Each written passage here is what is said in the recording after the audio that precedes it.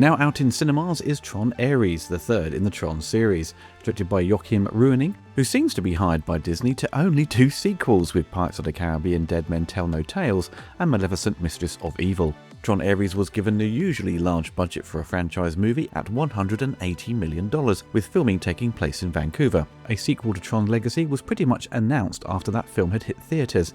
Legacy had performed pretty well, earning over $400 million worldwide, but was no critical darling, receiving very average reviews. But everyone praised its visuals and awesome soundtrack by Daft Punk. But things came to a halt when Disney got cold feet after Tomorrowland underperformed, and they put the production on hold. Disney would focus their efforts on safer IPs such as Marvel and Star Wars. But Tron 3 was not completely written off, as development began again in 2017, with plans to do a soft reboot, with Jared Leto attached to star and produce. After the next few years and numerous delays, scripts were changed and doubts about doing a direct follow-up to Legacy, they eventually settled on introducing a new set of characters, and with only Jeff Bridges returning from Tron Legacy. Fans were a bit annoyed as Tron himself, Bruce Boxleitner, would not be returning. You have a film called Tron, but there is no Tron in it. The reviews so far for Tron Ares have not been great, with Empire magazine being the most generous, awarding it 3 out of 5, saying it has about as much depth as a floppy disk, but some lovely shiny CGI, and a stunningly ear-shattering score from Nine Inch Nails makes for a fun, if forgettable, bit of futuristic fluff. The Independent newspaper awarded it 1 out of 5, saying it's the worst film of the year and a new low for Disney.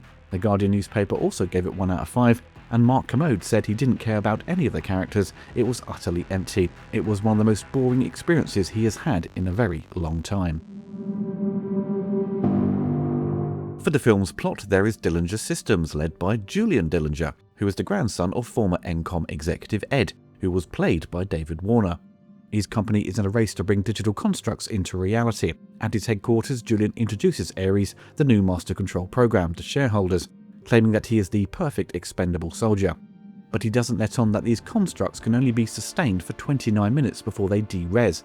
The new head of Encom, called Eve, and her friend Seth visit a remote Alaskan station set up by Kevin Flynn decades ago, believing Flynn's computer holds the permanence code to break the 29-minute barrier.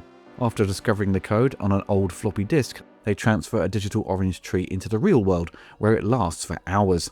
Julian believes Eve is close to finding the code, and sends in Ares to attack Encom's mainframe to find it. A security fight ensues as Ares downloads Eve's data, but he is starting to show empathy as one of his team is injured. Eve and Seth return to Encom with a hard drive containing the permanence code. Julian has been tracking her and sends in Ares and Athena to retrieve it, but the more time Ares spends in the real world, he begins to break away from his orders and desires to exist permanently outside the grid. Ares corners Kim, and just before he de-reses, he pulls her into the grid and sets about plans to get the code for himself.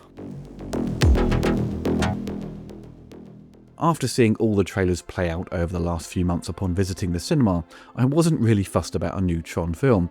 Its core idea didn't really get me excited. I'm not a huge fan of Jared Leto. He is not an actor who will draw me into the cinema. Jeff Bridges was the only cast member returning. We weren't going to see Sam Flynn and Cora return, and there would be no Tron. So what was there to be excited about? Light cycles and a recognizer entering the real world? Yeah, okay, that's kind of an interesting idea, as that was the plan of Clue from Legacy. So reading the bad press before seeing Ares, I went in with very low expectations. And to be honest, it's not awful by any means, but it's not really good either.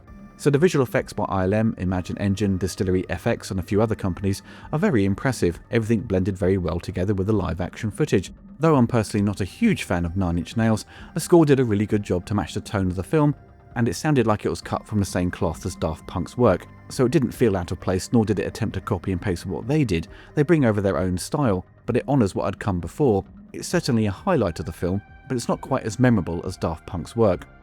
As Ares needs to find some code, he is sent into an early build of the grid, which is basically a massive throwback to the original movie, as he enters the classic look of Tron and meets up with Jeff Bridges, who looks like Jor-El from Superman. Yes, it's all fan service, blah blah blah, but I loved it, as it made for a refreshing change of pace instead of watching Ares run around a bland city. Also, for more fan service, stick around for the post-credit sequence. I thought it was a great little moment. The main problem at the heart of the film is that you don't care about anything about what's happening on screen, but you could argue the other films had similar issues. A lot of people I know find the original film very boring, but Ares is far more obvious with its problems. It's an odd one because Ares offers more story and even more dialogue is on display compared to Tron and its sequel.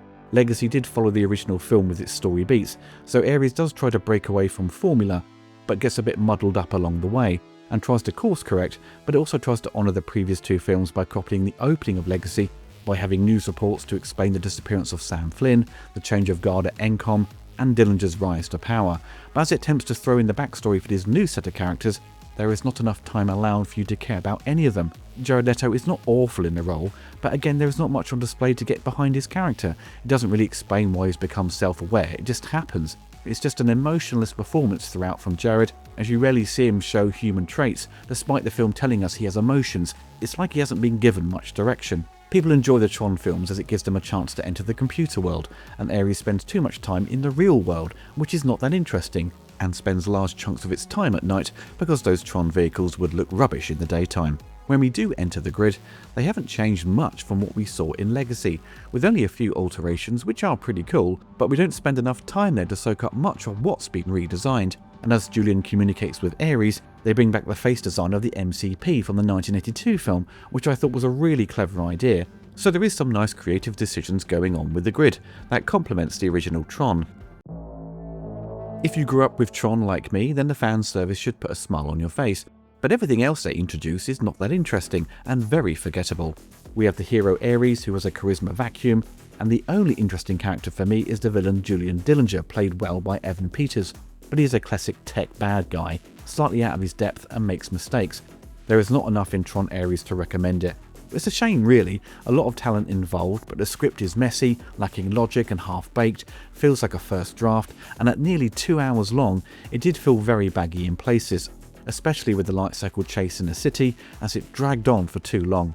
Overall, it has some nice little moments, great production values, but it's let down by a rubbish script and forgettable characters. Young kids may get a kick out of the visuals, but any long-time fans of Tron will be leaving the cinema very disappointed.